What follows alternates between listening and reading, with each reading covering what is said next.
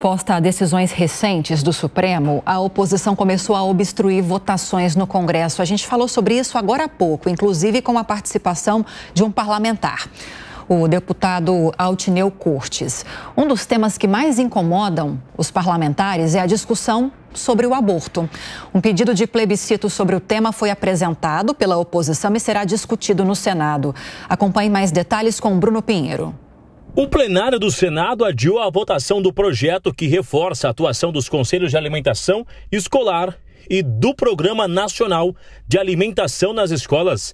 A votação chegou a começar, mas parou por falta de quórum e por conta da obstrução da oposição.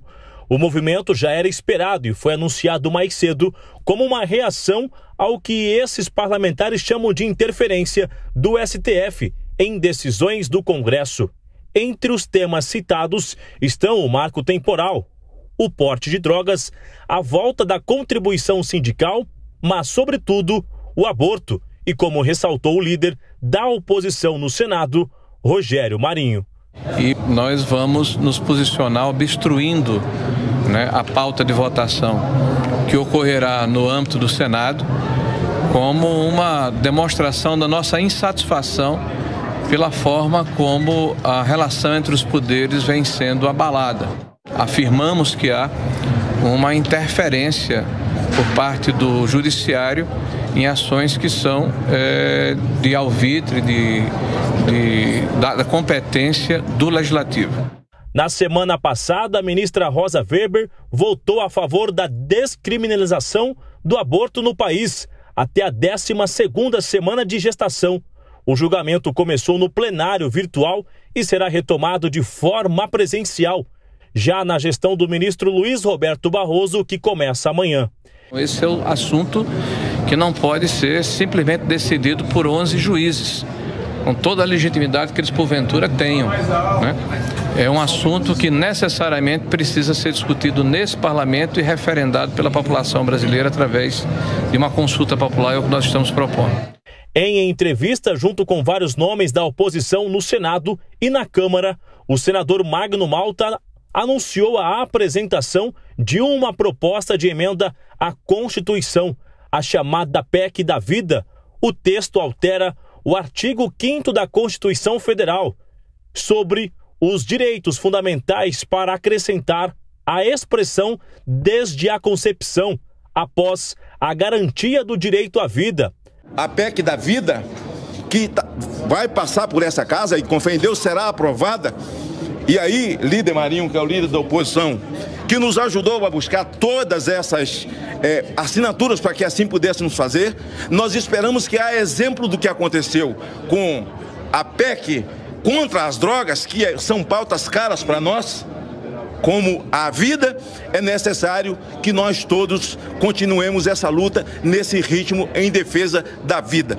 Para avançar, a PEC tem que ser aprovada por 2/3 da Câmara e do Senado em 2 votações. Vamos seguir falando. Oi, desculpa. Perdão, eu atravessei o samba aqui. Mas eu faço questão que você siga. Não, vai. A gente não vai brigar para seguir, então. Vamos lá, então. Amanda Klein, já vou escolher entre vocês para que vocês também não se atropelem aí para começar a falar sobre isso. Vamos tocar essa discussão sobre descriminalização do aborto voluntário nos 3 primeiros meses de gestação. Amanda, essa ideia do plebiscito diante de um tema tão delicado que divide tantas opiniões, essa consulta popular para saber a opinião dos brasileiros e brasileiras acaba sendo a melhor decisão? Queria te ouvir. Não acredito nisso, Lívia. Não acredito, até porque também é uma questão de saúde pública, é uma questão de direitos das mulheres, não pode ser restringida. Até a maneira como você faria essa pergunta, Você é a favor da interrupção da vida? Lógico que não, Na essência, na teoria, ninguém é a favor da interrupção de nenhuma vida.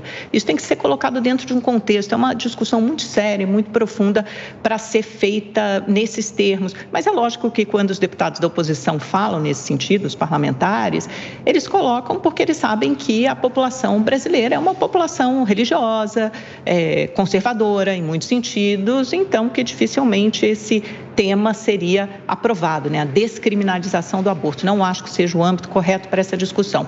Mas vou além, Lívia. Eu estava falando agora há pouco com o Pedro Lupion, que preside essa frente parlamentar do agro, que foi a frente parlamentar que começou a se movimentar para provocar essa obstrução e mais, para conseguir adesão, assinaturas para essa PEC, né? Desengavetar e fazer tramitar essa PEC que limita, na prática, os poderes do Supremo Tribunal Federal para legislar, entre muitas aspas, como eles chamam. Aí o próprio Lupion estava me explicando o seguinte, agora há pouco, que por mais que você forme essas frentes parlamentares, elas não conseguem por si só obstruir os trabalhos na Câmara e no Senado, porque quem pode regimentalmente, né, pelo regimento do Legislativo fazer essa obstrução são os partidos ou então os blocos. Até agora, quem orientou por essa obstrução foram apenas 2 partidos, PL e Novo, que não à toa são os partidos da oposição. Agora, você precisaria de uma adesão muito maior dos partidos da base, dos partidos do centro, para que essa obstrução fosse levada a cabo. Mas é lógico que essas frentes, até porque tem deputados que fazem parte de várias frentes, até difícil fazer uma conta de quantos parlamentares você tem no total nessa adesão, eles podem pressionar para que seus partidos, para que os líderes partidários promovam algum tipo de obstrução aos trabalhos. O primeiro teste será feito nas comissões agora pela manhã e durante o dia será agendada, provavelmente para as 15 horas, uma nova coletiva sobre esse assunto. Mas, por enquanto, o que temos de concreto, e aí eu fui ver com outras fontes também, se essa PEC limitava os poderes do Supremo, né, permitia com que algumas decisões que não sejam unânimes possam posteriormente ser derrubadas pelo Legislativo, aí com outras fontes até próximas do presidente Arthur Lira, aí me disseram que essa PEC sim tem adesão. Portanto, temos aqui sim um contexto de tensão crescente entre os poderes. O Dantas, essa ideia do plebiscito é para valer ou é um jeito de manifestar publicamente esse incômodo a que a Amanda fez referência de boa parte do Legislativo, quase que independentemente de partido, com um avanço excessivo do Judiciário sobre questões do Congresso Nacional? Acho que você foi no ponto, Colombo. O anúncio de um plebiscito, naturalmente, a gente está tratando aqui do cenário político, Congresso Nacional. E política se faz com gestos, política se faz com ameaças, política se faz com recuos, com símbolos.